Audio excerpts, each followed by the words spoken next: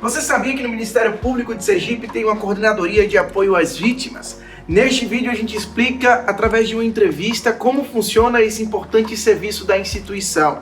Este é o novo formato do MP Explica, mais um canal para a gente se comunicar com você aí do outro lado da tela.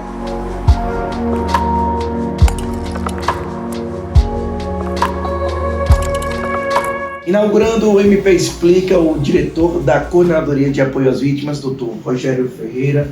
Doutor, seja bem-vindo. Explica para a gente a importância e o porquê da necessidade desse órgão aqui dentro do MP. Tá. Muito obrigado, prazer é todo nosso. Inicialmente, vale a pena destacar que a Coordenadoria de Apoio às Vítimas do Ministério Público do Estado do Sergipe, que foi instituída em setembro do ano passado, tem por finalidade nada mais do que, no âmbito do Ministério Público de Sergipe, replicar uma política instituída pelo Conselho Nacional do Ministério Público nos termos da Resolução número 243, de 18 de outubro do ano de 2021. Após a aprovação dessa resolução, foi criado um grupo de trabalho que estabeleceu algumas bases no Conselho Nacional, que redundou na criação do Grupo de Apoio e Proteção às Vítimas, que inclusive completou um ano em agosto próximo passado. O Ministério Público de Sergipe tem a finalidade, então, de replicar essas ações, de garantir direitos e proteção às vítimas, seja no âmbito do processo criminal, seja no âmbito do processo administrativo ou até mesmo fora deles. Deve ser considerado como vítima não só aquela vítima direta de crime, de uma ação criminosa, aquela pessoa sobre a qual recai o ônus da conduta do autor do fato, mas também as pessoas que mantêm uma relação de parentesco, seja por consanguinidade ou por afinidade com a vítima direta do crime, até o terceiro grau. E ainda as pessoas que guardam uma relação de dependência econômica com a vítima, também no âmbito da atuação do Ministério Público, devem ser consideradas como vítimas. Podem ser vítimas individuais, decorrentes de uma única pessoa, decorrente de uma ação criminosa, ou vítimas também coletivas. E ainda poderíamos exemplificar as vítimas de desastres ambientais, por exemplo, vítimas de políticas públicas mal sucedidas ou em razão da omissão, da ausência de políticas públicas ou omissão do Estado, como, por exemplo, podemos dar com exemplos quilombolas, a ação dos quilombolas na demarcação de terras, os indígenas na demarcação de terras, também seriam exemplos de vítimas coletivas. E até mesmo um exemplo mais próximo da nossa realidade, as vítimas decorrentes da pandemia do Covid-19.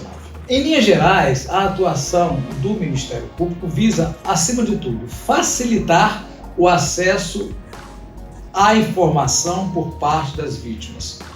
É muito comum que as vítimas não tenham direito ou não saibam a quem recorrer em razão da prática de um crime.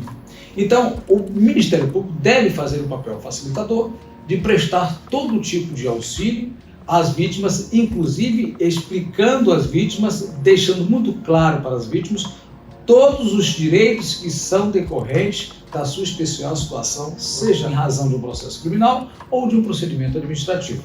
A vítima, para o processo criminal, geralmente é vista como meio de prova, ou seja, alguém de quem o Estado se serve, especialmente o Ministério Público, para produzir prova no sentido de provar uma responsabilidade penal do autor do fato, levando, por consequente, a uma condenação. Mas essa visão precisa ser alterada, precisa ser modificada. Por isso que um dos objetivos centrais desta campanha, desse movimento, é a humanização do atendimento das vítimas, seja no âmbito do processo criminal, seja fora dele, no sentido de dar à vítima a possibilidade de ter acesso ao atendimento por parte dos agentes públicos, dos agentes do Estado, de profissionais especializados que visem resgatar ou reparar ou solucionar os danos causados em razão da ação criminosa. Vai de uma simples conduta de não permitir que a vítima aguarde para ser ouvida no processo criminal ao lado do seu agressor.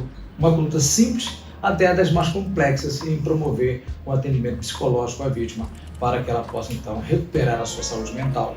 Temos ainda o objetivo de conferir às vítimas uma efetividade no que diz respeito aos seus direitos, Se a vítima tem direitos, esses direitos devem ser garantidos. Se a vítima tem direito, por exemplo, à privacidade, nós devemos zelar para que no curso do processo criminal as vítimas não tenham seus dados pessoais revelados. Então nós devemos garantir que todos os direitos previstos em lei ou tratados ou convenções aplicáveis às vítimas devam então ser garantidos pelo Ministério Público e também pelo Poder Judiciário. Temos ainda a especial condição de capacitar a rede de atendimento para um atendimento mais adequado para as vítimas. Então, nós temos hoje uma precariedade muito grande nas nossas redes de atendimento.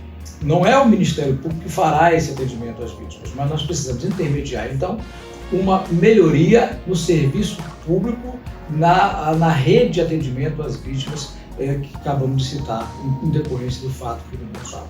Por fim, temos um outro foco muito importante, que é a reparação do dano. A vítima precisa ter o dano reparado, o dano causado pelo crime. E é muito importante que o Ministério Público esteja nessa dianteira.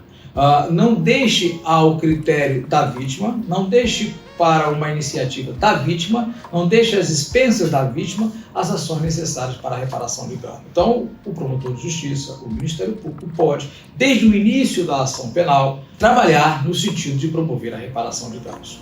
E esta reparação de danos vai dos danos materiais, os danos físicos, psicológicos e os danos morais, para que ao final de um processo criminal esses danos sejam reparados e a vítima possa então ter minimamente a sua dignidade restabelecida. Enfim, em linhas gerais, essa é a atuação, deverá ser a atuação da Coavit, no sentido de conscientizar membros, servidores e todos aqueles que interagem no Ministério Público, no sentido de mudar uma postura, um olhar diferenciado em relação às vítimas de um processo, deixando a vítima de ser um mero elemento de prova, de construção de prova, para ser efetivamente um sujeito de direitos e que esses direitos sejam definitivamente observados dentro do processo criminal.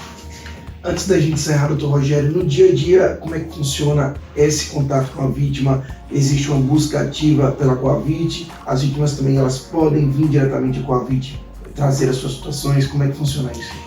Então, que pese a Coavit tenha sido formalmente aprovada pela Administração Superior do Ministério Público em setembro do ano passado, nós assumimos a Coavit recentemente em agosto desse ano e estamos aqui em fase de reestruturação.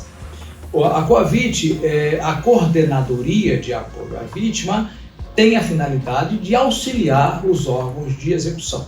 Nós não temos aqui, não temos e não teremos aqui provavelmente a capilaridade no sentido de promover atendimentos diários aqui para todas as vítimas que nos procurem com um determinado problema a solver. Nós estamos, como disse, nessa fase de reestruturação.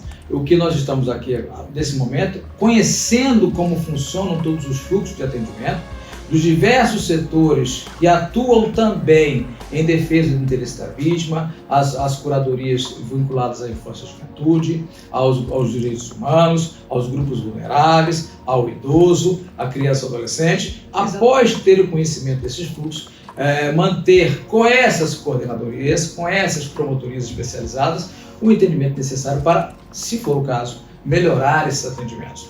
O nosso objetivo aqui é pensar em formas, em maneiras de executar todos os objetivos no sentido de garantir os direitos da vítima, seja o direito à privacidade, seja o direito à reparação de danos, seja o direito à dignidade no processo, seja o direito de ter acesso à informação do curso do processo, seja o direito de ser atendido por órgão especializado do Estado. Então, por exemplo, se eventual vítima precisar vir à Coavit, ela será devidamente atendida. Todavia, a ideia inicial, e isso prevalece no âmbito dos Ministérios Públicos do Brasil inteiro, é de que as promotorias, como órgão de execução, é que deverão realizar esses atendimentos no âmbito de cada uma das suas atribuições. Embora seja um trabalho ainda embrionário, poderíamos dizer assim, dá para ter uma perspectiva de que será colhido resultados significativos? Toda mudança de paradigma, toda mudança de postura é sempre difícil.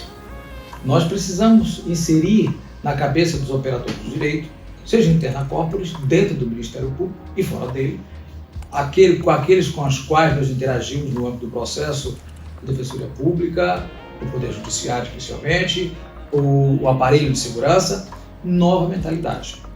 E essa mudança de postura não é algo que se faz num piscar de olhos da noite para o dia, é algo que demanda tempo e algo que demanda conhecimento. Por isso, a nossa primeira prioridade aqui na Coavit será iniciar, esperamos nós, a partir do próximo ano, um trabalho de conscientização de membros e servidores internamente para o novo olhar que se deve direcionar para as vítimas. A partir do momento que o Ministério Público entende essa necessidade, realiza essa postura, adota essa conduta, nós vamos começar então a fazer algumas intervenções fora do Ministério Público, exatamente para exigir que aqueles preceitos normativos sejam adequadamente cumpridos. Mas eu não tenho dúvida de que, ainda que tenhamos uma grande quantidade de tarefas a realizar, nós vamos, no futuro, colher frutos muito interessantes em relação a essa nova postura, até porque é uma exigência do Conselho Nacional. Me parece que o Conselho Nacional tem investido muito nesse sentido e tem cobrado dos Ministérios Públicos nos seus estados que adotem as providências necessárias para a mudança desse novo olhar para as vítimas. Eu te agradeço, doutor Rogério.